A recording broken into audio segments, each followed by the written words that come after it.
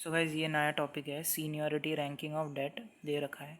यानी कि रैंकिंग्स दे रखी होती है डेट्स की, सीनियरिटी रैंकिंग्स, जो कि हम डेट की रिलेटेड की रीपेमेंट कब कर सकते हैं, प्रायोरिटी कितनी है डेट रीपेमेंट की, अलग अलग रैंकिंग्स में वो ठीक से कैटेगराइज कर रखा है। तो वो हमें सिर्फ जानना है कैसे करते हैं। तो फर्स्ट लाइन देखते हैं, सीनियर सिक्योर्ड, जो कि सिक्योर्ड डेट में आता है। सेकेंड लाइन सिक्योर्ड, वो भी सिक्योर्ड डेट में आता है। सीनियर अनसिक्योर्ड आता है और बाद में सीनियर सबऑर्डिनेटेड आता है इनके बीच में। और सबऑर्डिनेटेड सबसे नीचे और जूनियर सबऑर्डिनेटेड भी मोस्टली लास्ट का होता है। और उसके भी नीचे जो इतना अच्छा रीपेमेंट नहीं कर पाते हैं उनको डायरेक्टली जूनियर सबऑर्डिनेटेड में रख दिया जाता है ऐसे। तो यहाँ पे नेक्स्ट देखते हैं, नोट ऑन रिकवरी रेट्स। तो रिकवरी रेट्स क्या क्या बोलता है, मतलब अगर मनी सप्लाई और availability of fund in credit markets the higher the recovery rate.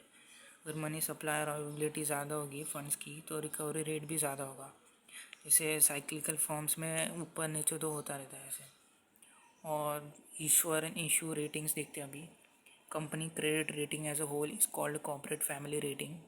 तो कंपनीज की क्रेडिट रेटिंग को as a corporate family rating भी बोला जा सकता है। Individual issue ratings are called corporate credit ratings. Individual issue ratings को हम कॉर्पोरेट क्रेडिट रेटिंग्स बोल सकते हैं।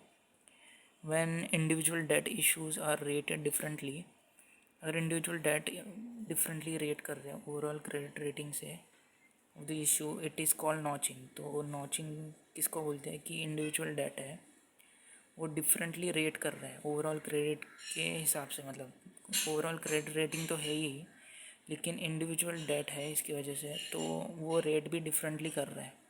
तो इसको नॉचिंग बोलते हैं एक्चुअल में। Notching is more like for issues with lower credit worthiness. यानी क्रेडिट वर्दीनेस जो है उनकी वो काफ़ी ज़्यादा कम है, क्योंकि हम डिफरेंटली रेट कर रहे हैं। और रेट करते वक्त क्रेडिट रेटिंग जो होती है वो कभी कभी हिल जाती है, तो क्रेडिट वर्दीनेस जो है वो मे बी कम हो सकती है उसकी वजह से ऐसा है।